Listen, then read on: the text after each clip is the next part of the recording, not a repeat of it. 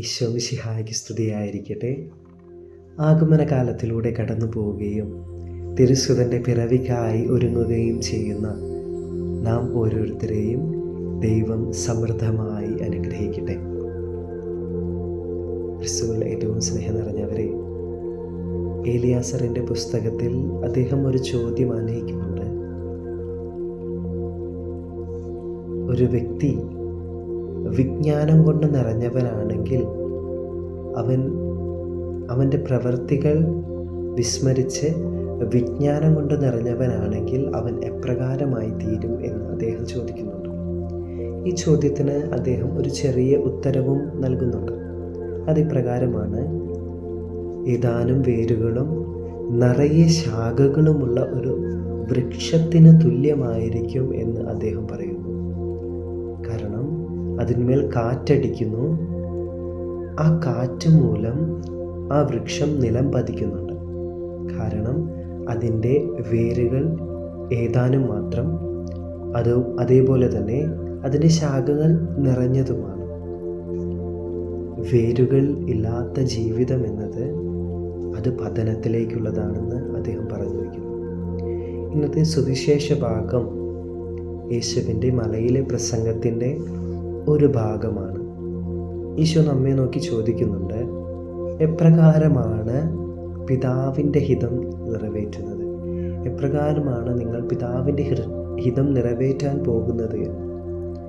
കർത്താവേ കർത്താവേ എന്ന് വിളിക്കുന്നതിലല്ല, മറിച്ച് എൻ്റെ പിതാവിൻ്റെ ഹിതം നിറവേറ്റുന്നവനാണ് സ്വർഗരാജ്യത്തിൽ പ്രവേശിക്കുക എന്ന് ഈശോ പറയുന്നുണ്ട്. സ്നേഹമുള്ളവരെ, എപ്രകാരമാണ് പിതാവിൻ്റെ ഹിതം നിറവേറ്റുന്നത്? ഇന്നത്തെ സുവിശേഷത്തിൽ അതും അതിമനോഹരമായ ഈശോ നമുക്ക് പങ്കുവയ്ക്കുന്നുണ്ട്. അവിടുത്തെ വചനം ശ്രവിക്കുകയും അവ അനുസരിക്കുകയും ചെയ്യണം എന്ന് ഈശോ പറയുന്നു. എപ്രകാരമാണ് അവിടുത്തെ വചനം ശ്രവിക്കുന്നത്? അവിടുത്തെ വചനം ശ്രവിക്കേണ്ടത് പൂർണ്ണ ഹൃദയത്തോടും പൂർണ്ണ ആത്മാവോടും പൂർണ്ണ ശക്തിയോടു കൂടെയാണ്. എപ്രകാരമാണ് അവ അനുസരിക്കേണ്ടത്? വചനം ശ്രവിക്കുകയും അത് നമ്മുടെ ജീവിതത്തിൽ പ്രാവർത്തികമാക്കുകയും ആ വചനത്തെ മറ്റുള്ളവരിലേക്ക് പങ്കുവയ്ക്കുകയും ചെയ്യണം. അങ്ങനെയാണ് തിരുവചനം അനുസരിക്കാൻ, ജീവിതത്തിൽ പ്രാവർത്തികമാക്കാൻ നമുക്ക് സാധിക്കുക എന്ന് നാം ഓർക്കണം. അപ്പോൾ ഇന്നത്തെ ആദ്യ വായനയിൽ യെശയ്യാ പ്രവാചകന്റെ പുസ്തകത്തിൽ പറഞ്ഞു വെച്ചതുപോലെ, അങ്ങയിൽ ഹൃദയമർപ്പിച്ചിരിക്കുന്നവനെ അങ്ങ് സമാധാനത്തിൻ്റെ തികവിൽ സംരക്ഷിക്കുമെന്ന്.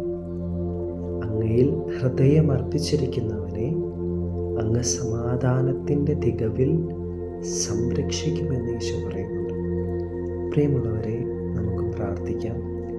വചനത്തിൻ്റെ നിറവാൽ നിറയാൻ.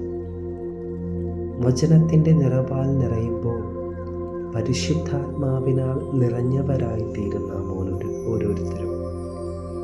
പരിശുദ്ധാത്മാവിനാൽ നിറഞ്ഞവരായിത്തീരുമ്പോൾ അവിടെ ദൈവാനുഗ്രഹത്തിൻ്റെ ഒരു കൂടാരം പണിയപ്പെടുന്നു. നമുക്ക് പ്രാർത്ഥിക്കാം. തമ്പുരാനെ, പരിശുദ്ധാത്മാവിനാൽ നിറച്ച്, അങ്ങയുടെ തിരുവചനത്താൽ നിറച്ച് ഞങ്ങളെ ശക്തരാക്കണമേ എന്ന് നമുക്ക് പ്രാർത്ഥിക്കാം. ദൈവം നാം ഓരോരുത്തരെയും സമൃദ്ധമായി അനുഗ്രഹിക്കട്ടെ.